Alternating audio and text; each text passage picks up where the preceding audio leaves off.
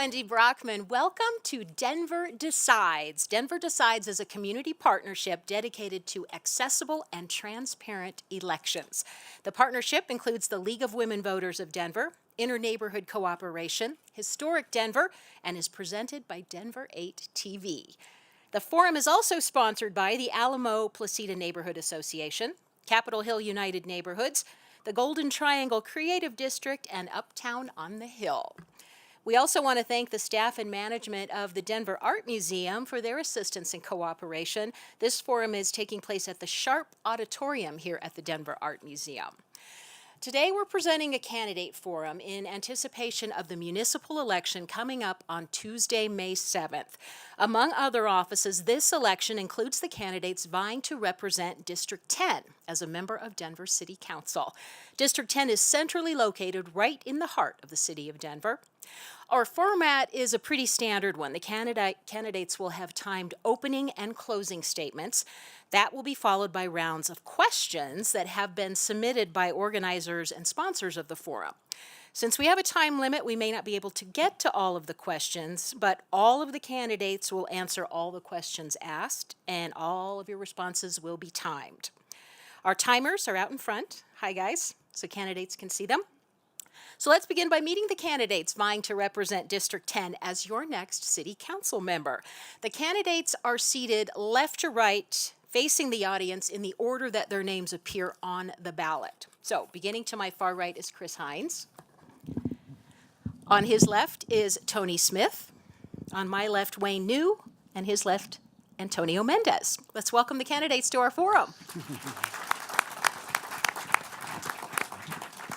All right, we'll begin with 1-minute opening statements from each of the four candidates, and we're going to proceed in ballot order with these statements. So once again, starting at my right, an opening statement from Chris Hines.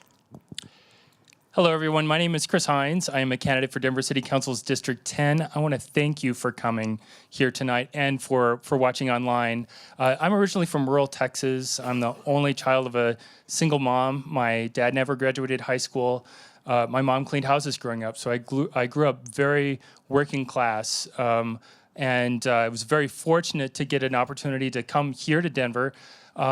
We wouldn't have, as much as my mom made ends meet when I was growing up, there's no way we could do it today here in Denver. We've got unaffordable housing, we've got transportation systems that are broken, and we've got a lot of people who are really concerned about our leadership here in the city of Denver, and they're really concerned that Denver isn't going in the right way. So I'm here. I'd love to earn your vote and your support, and we'll find out in the next hour if I get that. Thank you. Tony Smith, you have 1 minute for an opening statement. Hi, everyone. My name is Tony Smith. Thank you so much for coming tonight.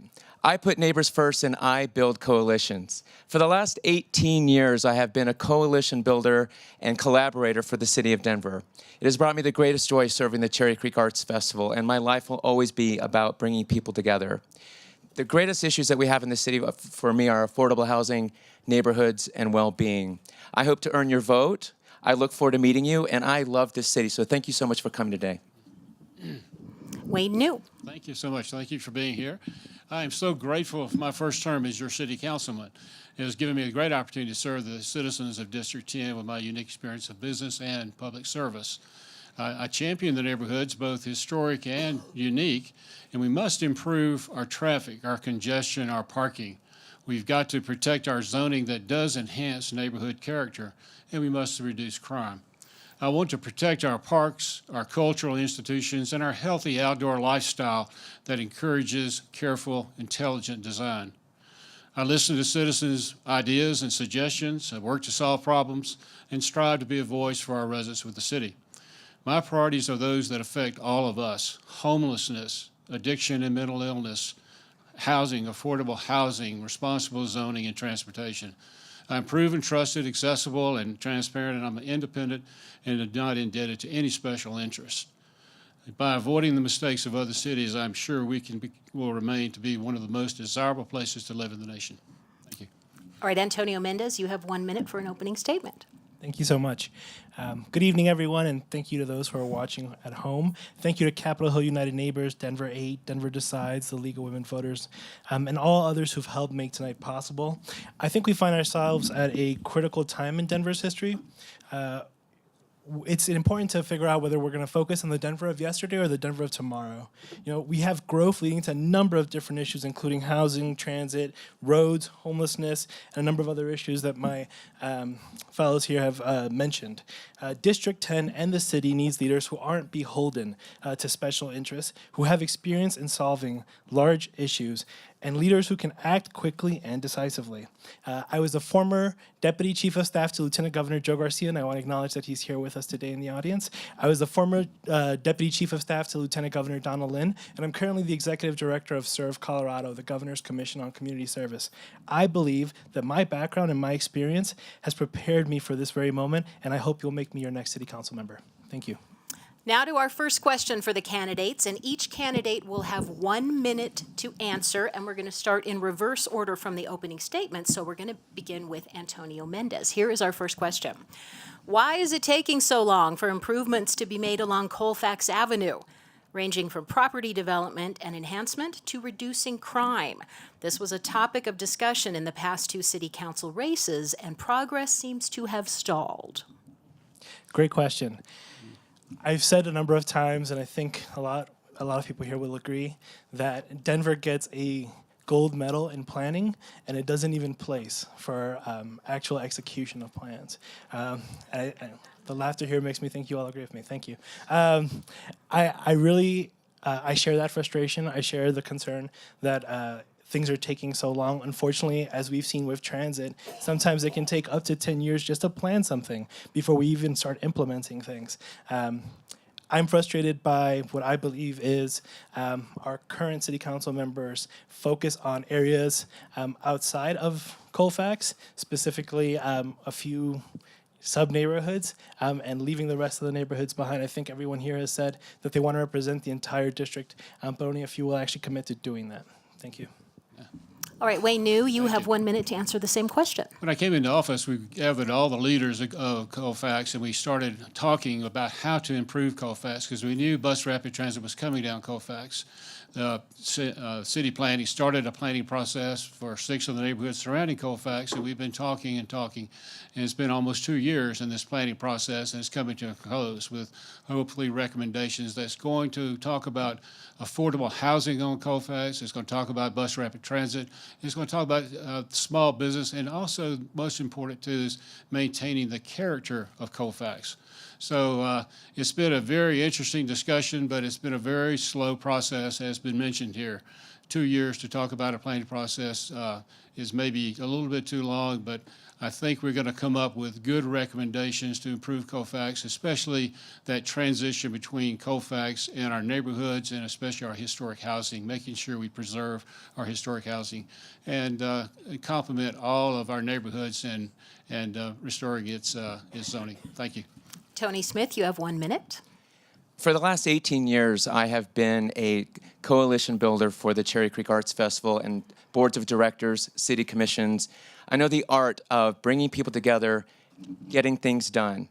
I've noticed that on all the boards and commissions that I've served, it takes a collaborator to get things done. And it also takes a lot of passion and energy to respond to people, get things done, and communicate what needs to happen. We live on Colfax and Madison, and we're so proud to live in that area, and I'm really excited about what's going to be happening on Colfax.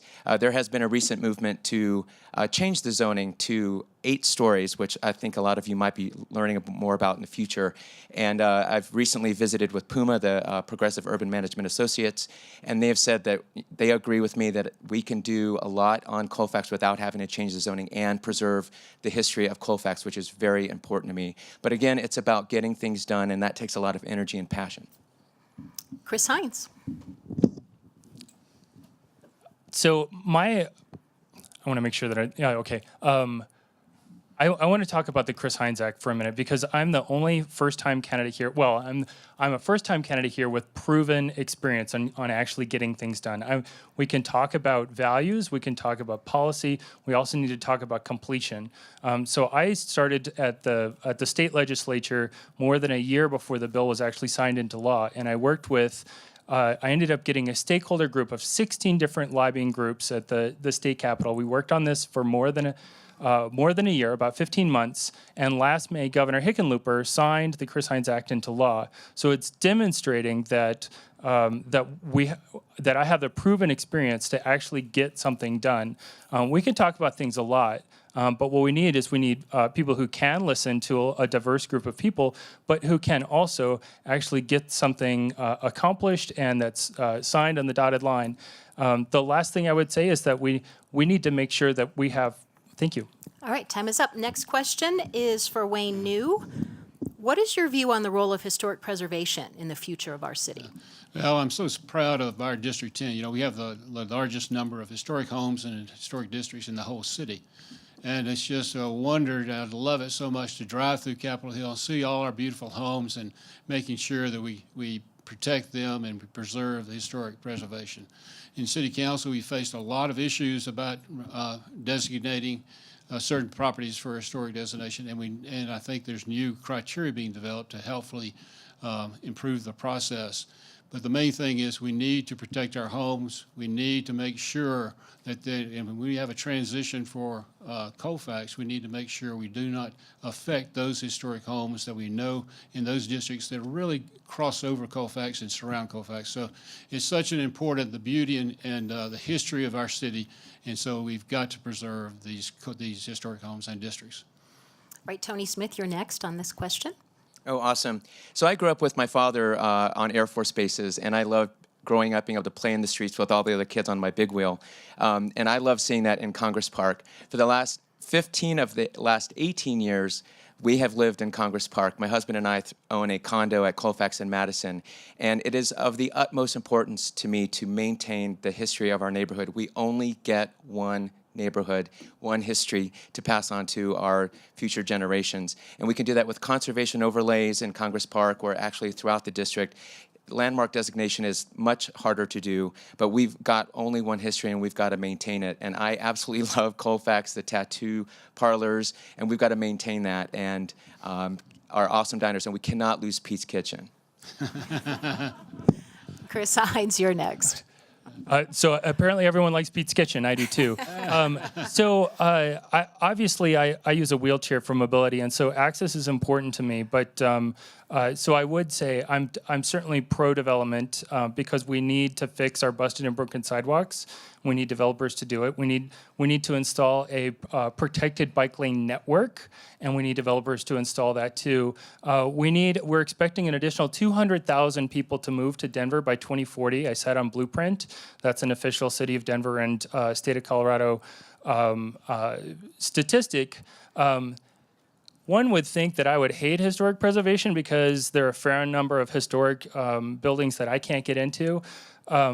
There are things that we should preserve. The Denver Press Club is the oldest press club in the nation.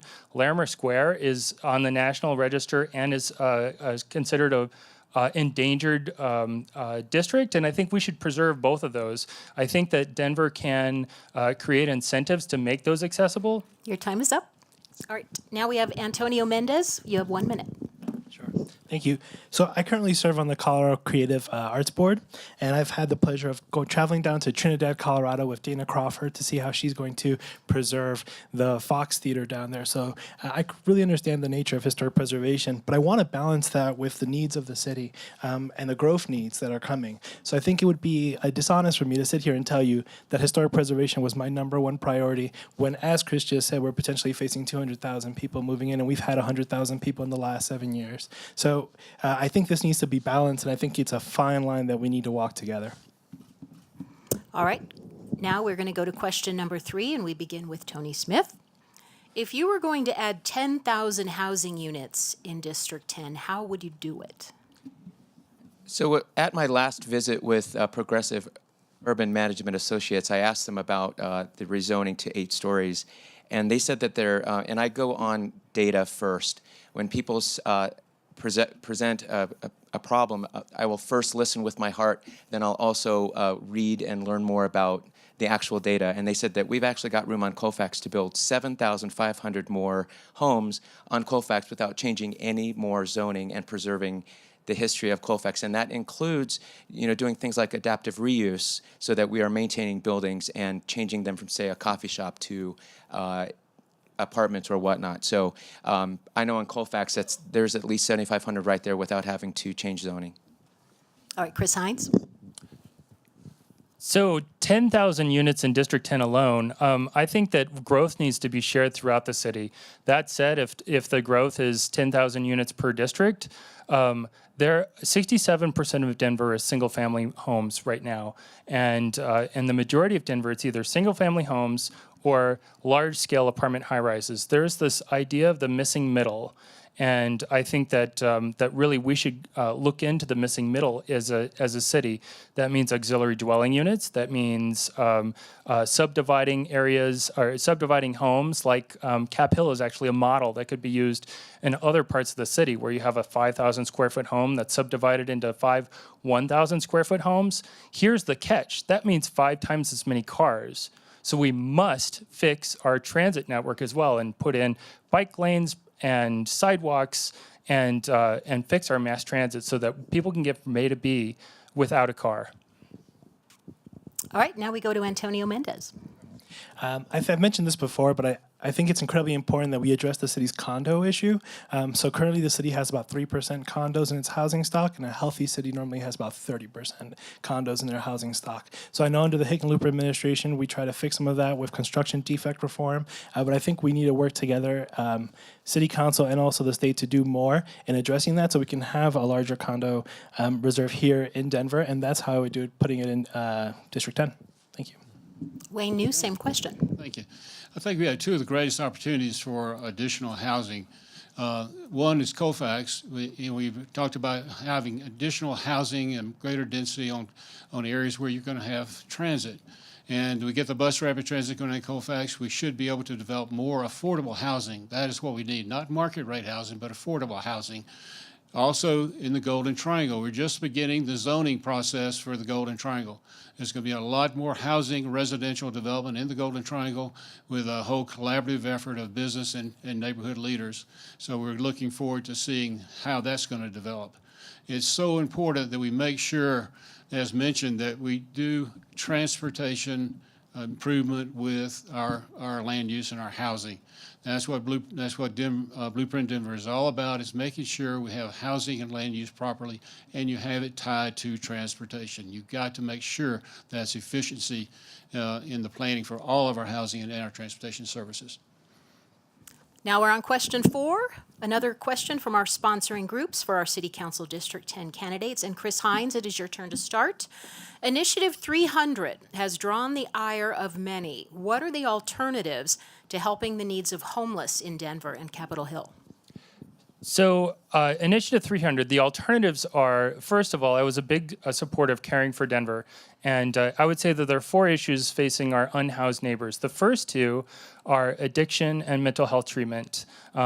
Caring for Denver will provide between $41 and $45 million annually for addiction and mental health treatment. So we will have those counselors there with first responders so that we can make sure that we get out ahead of addiction and mental health treatment. But that's only two parts of the 4-part problem.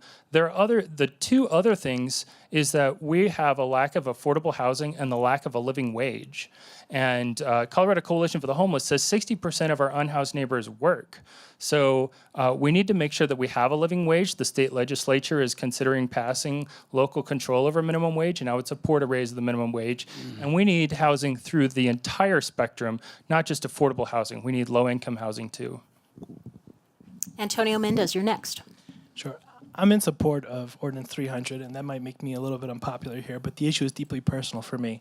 When my father immigrated from the Dominican Republic to New York in 1979, he unfortunately was homeless for a year, and he lived on the A train. Now, my father, through the help of education, rose out of his situation and through some very supportive professors. But if bans like the camping ban were in place back then, who knows how much harder it would have been for my father to get out of that poverty.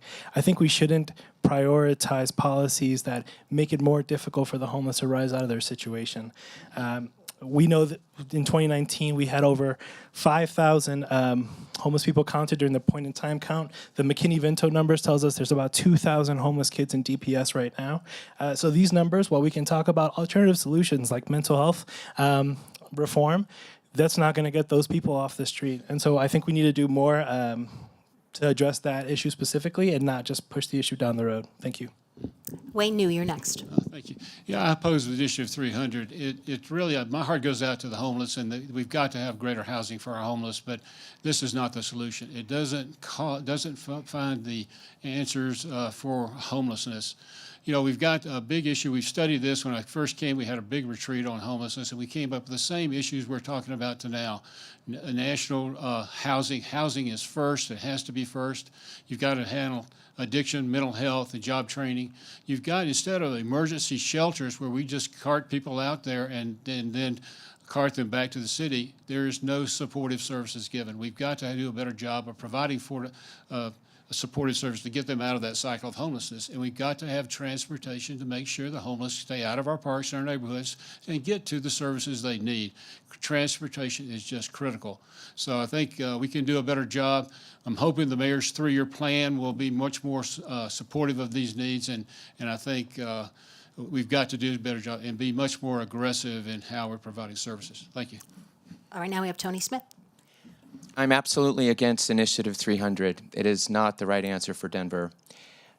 There are so many incredible agencies already doing great work. At the recent Denver's Road Home Givers Summit, they identified the same things that I've been saying all along, and there are so many amazing organizations already doing great work in the city. They just need to be connected. But one of the greatest impacts for me personally was a Christ in the City's handout that we can all do at home on our own, and that happened just literally on my way here when I was parking. When you stop at a stoplight, we've got to humanize our homeless neighbors. Just wave, make eye contact. The second thing you could do, if you feel safe enough, introduce yourself, say your name, say their name, and ask them their name, because their studies have shown that they have not heard their name in 4 years. So they get stuck in this whirlpool of not being an actual human being. So we need to definitely humanize our homeless neighbors and definitely support all the great agencies already in town. All right, we're up to question 5, and we're going to begin with Antonio Mendez on this one. Do you think the developers are including the existing character of the neighborhood in the new buildings and especially residences in your district of Denver? Do you like what you're seeing? That's a great question. I would say no, I don't think they are. And I think a lot of our residents, that's one of the things I've definitely heard as I've knocked door to door. Folks are frustrated by the new ugly developments, as they're called.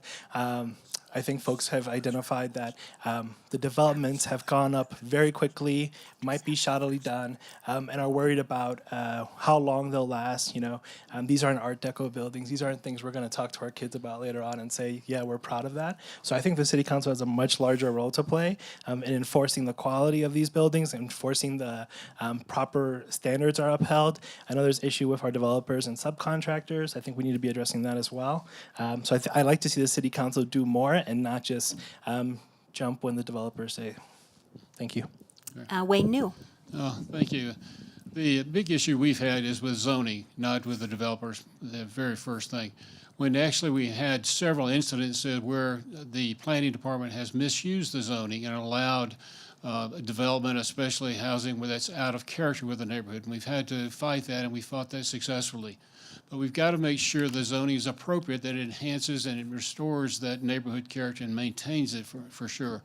We've also got to make sure that our city regulations are enforced. The biggest problem we've had in some of our neighborhoods is what effect does construction from developers have on our neighborhoods.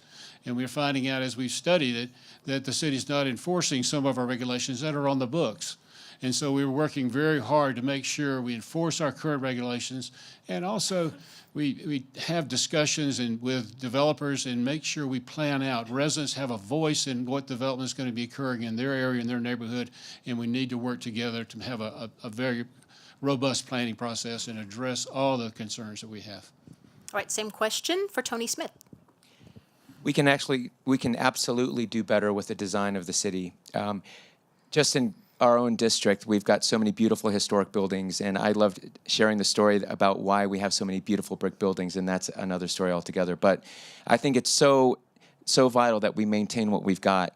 I think that one way we can do that without question is going to be with conservation overlays, because it's one way that we can make sure that the neighborhoods have input into what's going on versus, scrapes happening and being replaced with brand new buildings that don't match the rest of the neighborhood. But we also have to hold our landmark districts to the same exact rules. I've heard a lot of people on the 7th Avenue Historic District say, why are those people getting away with some of those pop tops when they're actually breaking the rules? So we've got to hold the contractors to the rules that we have in the city. All right, Chris Hines? So as I mentioned earlier, I am pro-development. I would say I have taken $0 from developers, and I think that's a critical. I think it's critical for us because we need to make development companies work for us, and it's hard to do that when you're being financed by them. So development in the city, I think, again, there's this idea of the missing middle, and the advantage of the missing middle is that there's additional density by having auxiliary dwelling units, and there's additional density by subdividing homes, but that also preserves the neighborhood character. And the point about how some of the construction companies or developers are getting away with things. Well, who enforces those rules? It's the city. So I would say that's, we need to make sure that that our leadership is holding the city accountable and the city is holding developers accountable. All right, we're on to question 6 of our pre-submitted questions. We're going to begin with Wayne New. Please tell the audience about one civic project you've worked on that involved meaningful community engagement, real community investment, and a successful outcome for all the stakeholders involved. Okay. Well, I'd love to talk about the Golden Triangle, right where we're sitting here. The Golden Triangle Creative District, I was part of that group that helped form the Golden Triangle that's just going to represent and promote all of the arts and the development of this entire neighborhood. We just had a huge public engagement with that. We had all residents promoting the Golden Triangle, making sure that all the arts and are seen and illustrated and promoted throughout the city and nation. And our art museum is nationally known as an incredible asset that we have. So we are selling the Golden Triangle is that creative district, and it's going to be a proud asset of our city. And we just can't imagine how anyone would not respect and love to live here in the Golden Triangle and be that not historic, but a residential area for downtown. Thank you.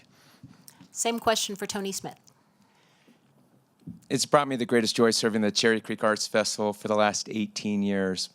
Seeing families and friends coming together and exploring imaginations, and all while having significant cultural and economic impact for the city. One of the stories that a lot of people don't know is I started in October 2000 with the Cherry Creek Arts Festival, and at the end of that very first week, we almost closed our doors. With some assistance from the city and a change in management, Nick Lemasters was my boss for a couple months. We rebuilt the Cherry Creek Arts Festival, and that was a community partnership, and that was going business to business to say, we're around, we're a gem for the city, because it means so much to expand culture and provide arts access to the patrons of Denver. And also the economic impact for the city has been great. It's also given us the opportunity to expand education throughout the state of Colorado. So it has been the greatest honor to have served that cultural organization. Chris Hines. Will you repeat the question? I apologize. Yep. Please tell the audience about one civic project you've worked on that involved meaningful community engagement, real community investment, and a successful outcome for all the stakeholders involved. Okay, thank you. So I wanted to make sure that I understood the question because I talked about the Chris Hines Act, and that's just a matter of basic civics because it's involving a state legislature. As I mentioned, it had unanimous bipartisan support. It was originally a disability access bill, as in it was the number one reason. So anyone with a valid disability parking placard in Colorado can park for free at a meter, and that's the number one reason people were fraudulently obtaining and using disability parking placards. So we worked with a large stakeholder group. We got 16 groups together, and it created a new law that is now, as of January 1st, law in the state of Colorado, and it helps small business because small businesses rely on meter parking for access to their businesses from customers, and it's good for the disability community. It's good for residents too, because then you don't have someone taking up a parking meter all day with a placard. All right, thank you. Antonio Mendez. Sure, there's a number of projects that I've had the pleasure of serving on. There was the Mascot Commission that we did with the Colorado Commission of Indian Affairs, but most recently, the one I'm most proud of is the establishment of a regional CNCS office. So CNCS is the Corporation for National and Community Service. It's the federal agency that oversees the AmeriCorps program. So that agency has traditionally been based out of Washington, D.C. In May of last year, the chief executive officer decided to make regional offices and serve Colorado and community stakeholders engaged in a heavy recruitment process to ensure that one of those regional offices would be coming here to Colorado. And I'm proud to say that we were successful. Denver will be receiving a regional office that will open in September of this year, and it's bringing with it jobs and it's bringing with it access to more federal dollars. So I'm very proud of that. All right, our next question, we begin with Tony Smith. Colfax is a critical part of District 10, and its eclectic character is loved and maligned. What will you do to encourage infill development while preserving the unique character and special identity of the, quote, longest, wickedest street in America? Well, I think number one, it's so important to engage the communities. We've got 3 great bids on Colfax Ave. Colfax Ave bid, Bluebird bid, and also the Greektown. And I think it's going to be really important to unite those and be on the same page because they're not exactly connected right now. But I think that we have an opportunity with the East Central Denver Area Plan and to continue the great work that's already been done. I know that Congress Park Neighborhood Association has done a lot of its own work and wants its voice heard. So again, I think it's about community involvement without question, and then making sure that we do everything we can to support BRT, and make sure you come out to Tasty Colfax this coming July. At Chun, we were granted a traffic calming exercise during Tasty Colfax, but it's going to be an opportunity to get public input and advise people what it's going to be like to have the BRT on Colfax. Chris Hines. So Colfax has a love-hate relationship with the neighbors around it, but some people just say they hate to love it because it really is. It's part of the amazing character here in Denver. I talked about the Denver Press Club. I talked about Larimer Square. Colfax is another gem here in the city that I believe we should preserve. And so while we can have infill, and I think the Uptown Tavern conversation is an example where I sat on Chun and I worked with the developer who was redeveloping Uptown Tavern and the neighbors around the district around the area where Uptown Tavern was to create a compromise between the historic character of Uptown Tavern because it was a general store in 1904. And then also making sure that we had increased density and development. So now it's the facade is preserved, and yet we still have room for growth. Antonio Mendez. Can you repeat the question, please? Sure. Colfax is a critical part of District 10, and its eclectic character is loved and maligned. What will you do to encourage infill development while preserving the unique character and special identity of the longest, wickedest street in America? Sure, thank you. I agree with what a lot of has been said already. I think when you talked about wickedest, maligned, I think I used to live on Colfax and Logan. And that street, I can tell you, that general part of the district, there are some real safety concerns. I know there have been folks who, unfortunately, have been stabbed very close to that area. And so while we can playfully talk about that, I think there's some real safety concerns that I'd like to address, and I'd like to work with the business improvement districts as well, all the ones that Tony mentioned. Thank you. Wayne New. I think economic development will help foster a lot of improvements on Colfax, as well as preserving its character. I keep saying affordable housing is a key to Colfax, and as the BRT and the transit is developed and we have more affordable housing developed and lessen the need for cars, and it really will improve all of Colfax. Streetscape improvements is really critical as we're going through design and making sure we have more sidewalk and street life and vitality, and promoting our small businesses, not only just the neighborhood serving retail, but the wonderful entertainment we have on Colfax. All of the Fillmore, the Bluebird, all of the other little entertainment venues that we have just bring forth that life of Colfax that you don't find in any other part of the city. So we're excited about Colfax, and we really think that this is going to be a really gem for development in the future, and a real place for residents to live and play and work. All right, question 8, we're going to begin with Chris Hines. Question, this is a bonus round, by the way. A question for the audience. This is for the voters out there. Why should I vote for you versus the other candidates here at this event? So just today, I earned my 60th endorsement. Not that I'm trying to say you should vote for me because I have a bunch of endorsements. I would say you should vote for me because I'm working hard to secure a diverse range of endorsements, including our current Lieutenant Governor, Diane Primavera, so state-level organizations, including Kathleen McKenzie, a former Denver City Council person and District 10 resident. The Colorado Black Women for Political Action has called me a champion. I've got national disability rights organizations who've endorsed my campaign. I've had 17 labor organizations endorse my campaign because I'm supporting very strong support of working families and a living wage and affordable housing. And I've even been endorsed by the Stonewall Democrats, the Colorado Democratic Party's LGBTQ organization. But what I would really like is your support. And I'm working hard. I'm continuing to work hard day in and day out. Thank you. Tony Smith. Thank you. That's a great question. I woke up in November 2016 feeling like I don't feel represented or have a connection to local government. And I will work to represent all of Denver's diversity because we all need to feel represented and have a connection to local government. Those are basic American values, and those are key things that are part of my campaign and why I'm running for office. Wayne New. Thank you. Well, I've enjoyed running for the first term of City Council. And, you know, my whole background is children's hospital management across the country. So I have over 30 years of business experience. And I love to compare hospitals to the city government because it's a real combination of public service and business. It's quite unique, and so I feel right at home at city government, and we can provide that leadership, but also that business knowledge that I dig down into the details of operations more than any other council member to find out exactly what the causes are of our problems.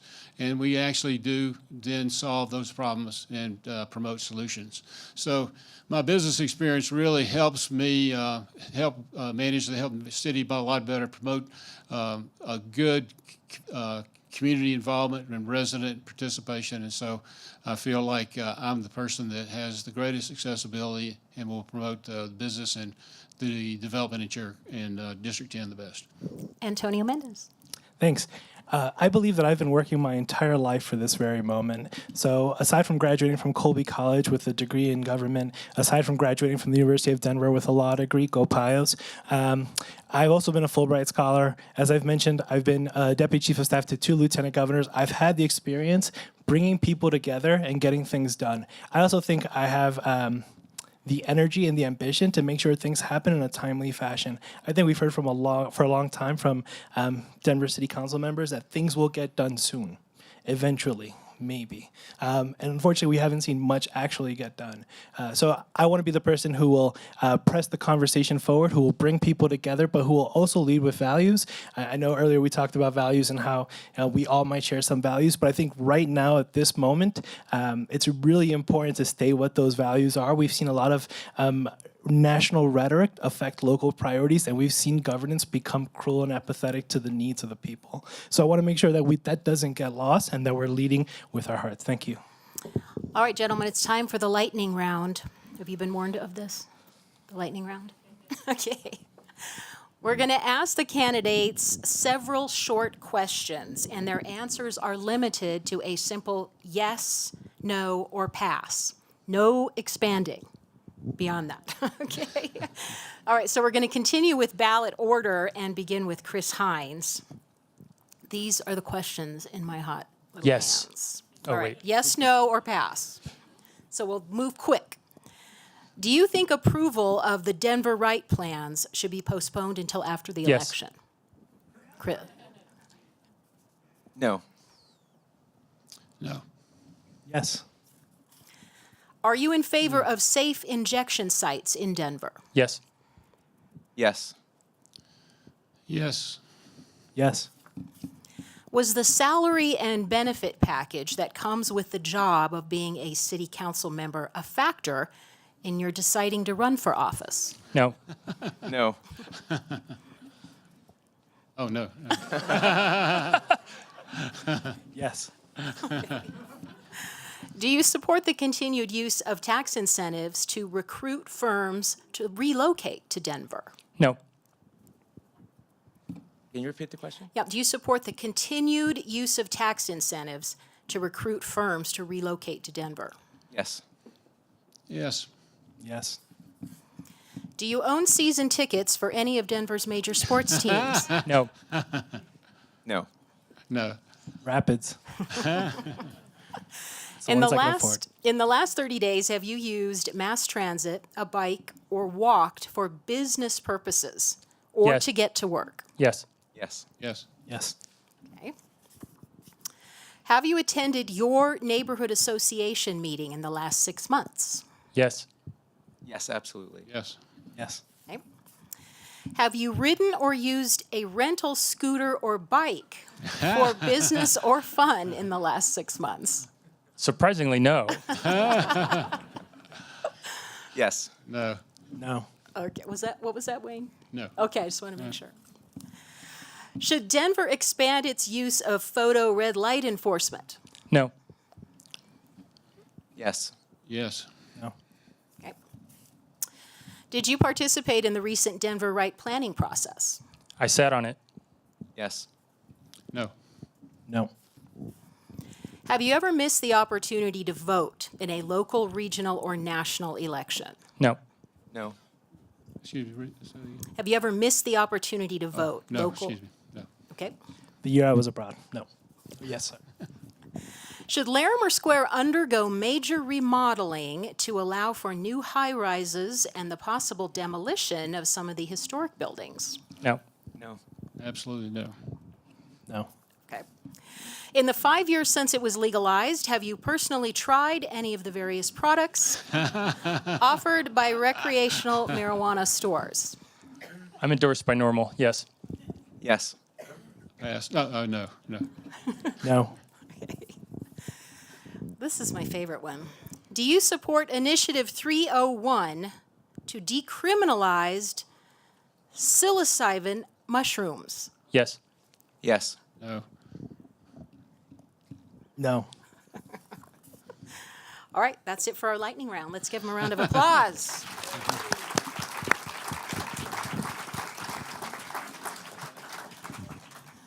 Okay, now we're going to do some one-on-one questions for you guys. So the candidates can ask each other questions, and each of you will select one of your opponents and then ask them a question, and hopefully they will have an answer for you.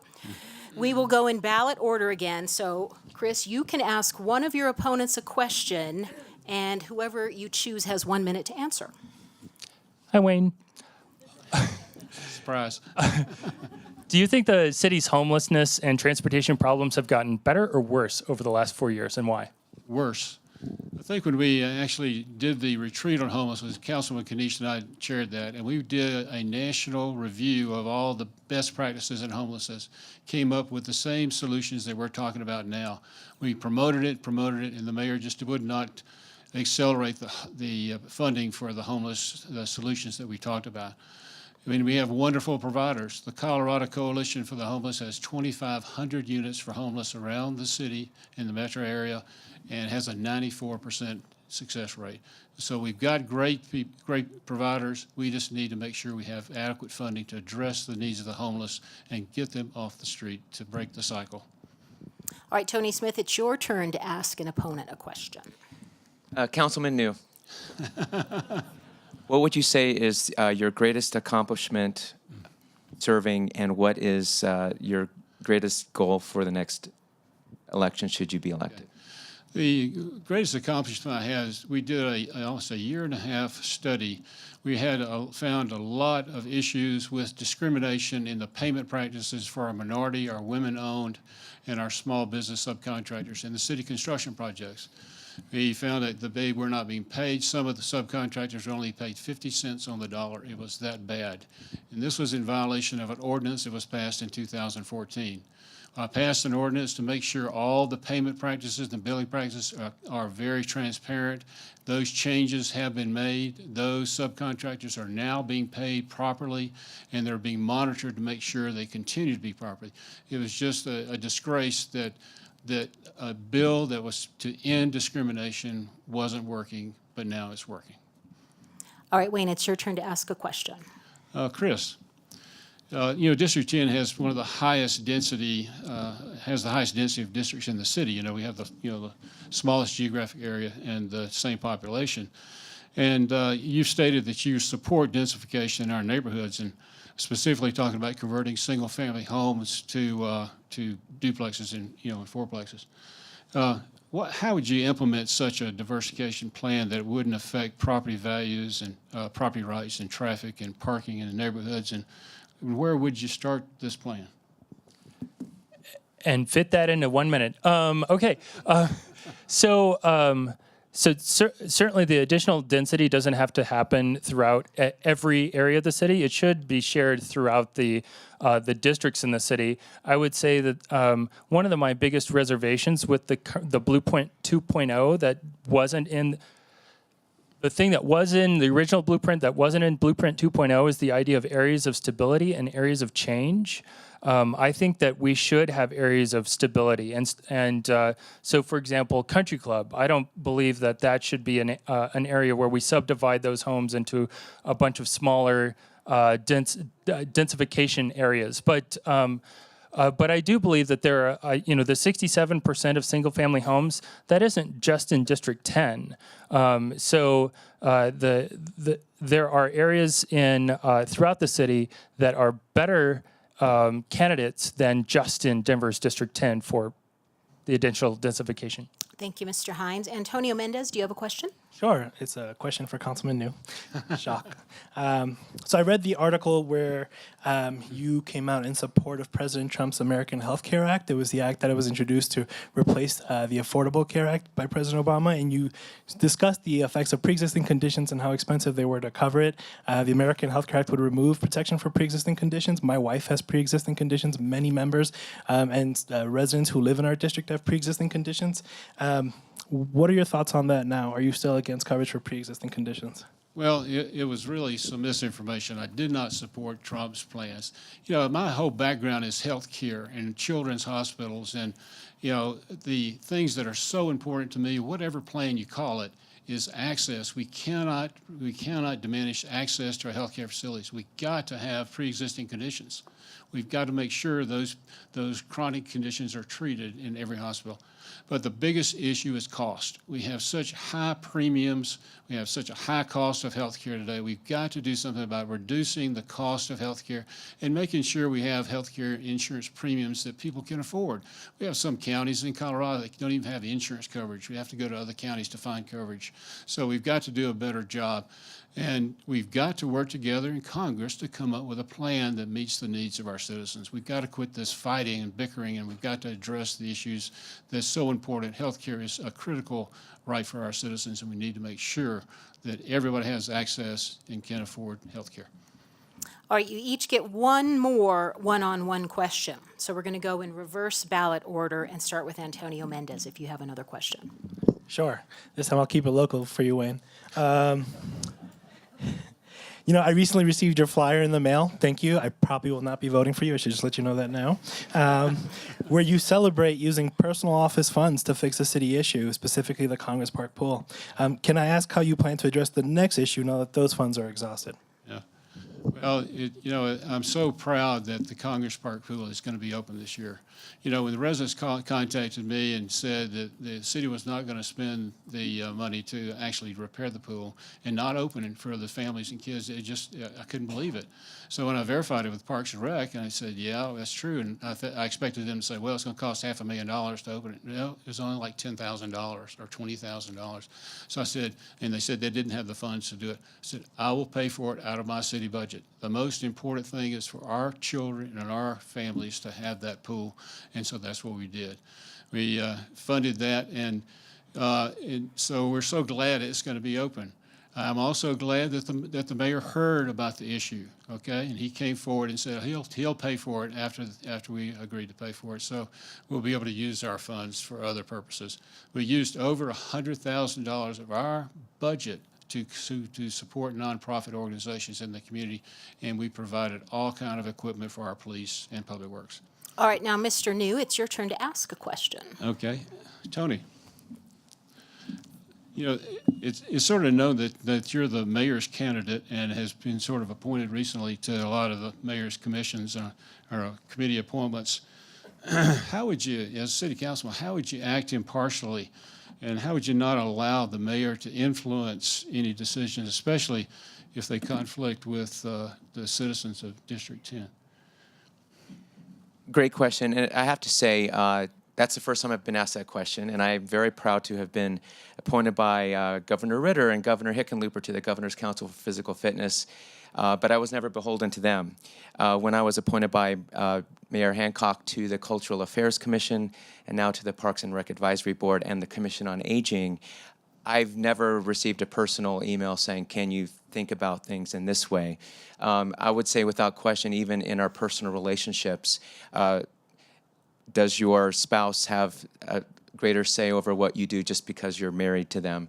I would say that it starts with a strong character first, a strong conviction in what you believe in, and being willing to step up and say, here's what I believe in. So that's actually never been the case, but that's a great question. Thank you. Mr. Smith, you may ask a question. All right. I think, Councilman New, I believe you voted against psilocybin, correct? Earlier tonight. Can you tell us why you are against decriminalization of psilocybin? Well, my biggest concern is with children, you know, my healthcare career with children. And so I'm just so concerned, not only psilocybin, but I'm also concerned about the marijuana and the effects it has on kids, especially the studies that are coming out about brain development for children. You heard the recent statistics with Children's Hospital, how their emergency room just having all kind of visits there of overdoses of not only edibles but other drugs. And so I'm just really concerned about what happens with our children in our community, and I just want to make sure that they're not influenced by drugs or have accessibility to drugs that could hinder their growth and development. Mr. Hines, do you have another question? I do. Wayne, I got another one for you.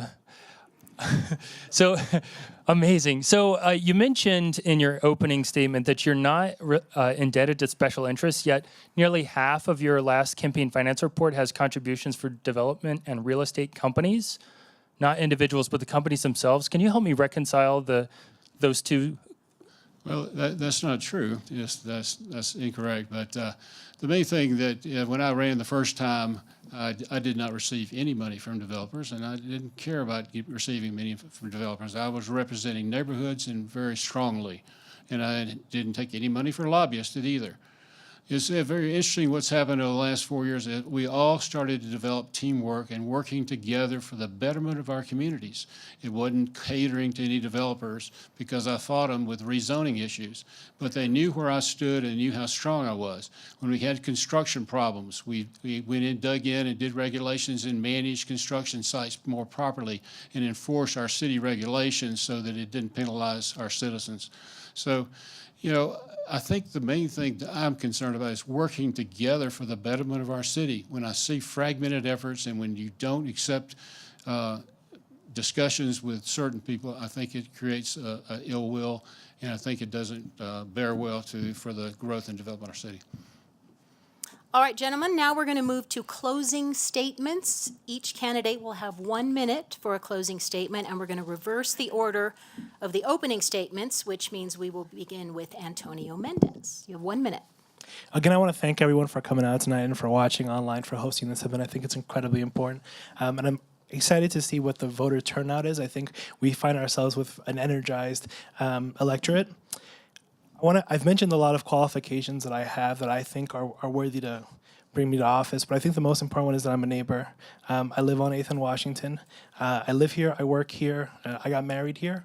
My wife and I, we're looking to build our future here. And so I'm really concerned about the next 20 years of Denver and how we do that, how we build that Denver to make it equitable and fair for all. So thank you again for this opportunity. I hope to see you all again. Thank you.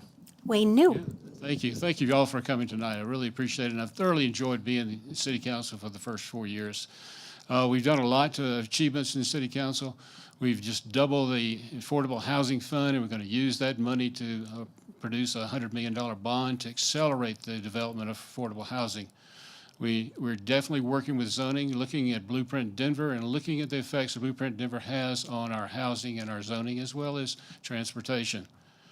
I was one of the first council members had face-to-face budget meetings. That allowed our community leaders and business leaders to have face-to-face budget meetings with the city officials. And we started the initiation of the revitalization and development of Colfax. We're so proud of that. The ordinance I mentioned on minority and women-owned, we're proud that we defeated that discrimination. And also the issue of giving back money to our community. We listen to our citizens. We do emails. We do newsletters. We do surveys. And All right, we your always time is up, listen. Mr. New. Now a closing statement from Tony Smith. Yes, thank you everyone for coming tonight, and congratulations to our candidates up here. This has been the most incredible experience of my entire life. I highly recommend that everyone do it, without question. But right now Denver's at crossroads, and we need a proven collaborator and coalition builder to bring a long-term approach to Denver's growth challenges, and that will take a lot of passion and energy because we know how many plans are out there, and staying in front of people and giving everyone a voice is absolutely vital. So thank you again for your time. Appreciate it. All right, Chris Hines. So thank you again. As everyone else has already thanked you, I also want to thank you for being here tonight, and for the chance to answer your questions. It's forums like this that we hold our candidates and our electeds accountable. We make sure that we know what they stand for, and we can hold them to the statements that they make. There's a stark choice in this election. There are 3 strong Democrats here, and then there's an incumbent taking money from big developers and giving money to Cory Gardner. And it's 40.2% in his last campaign finance report. So you can look it up yourself.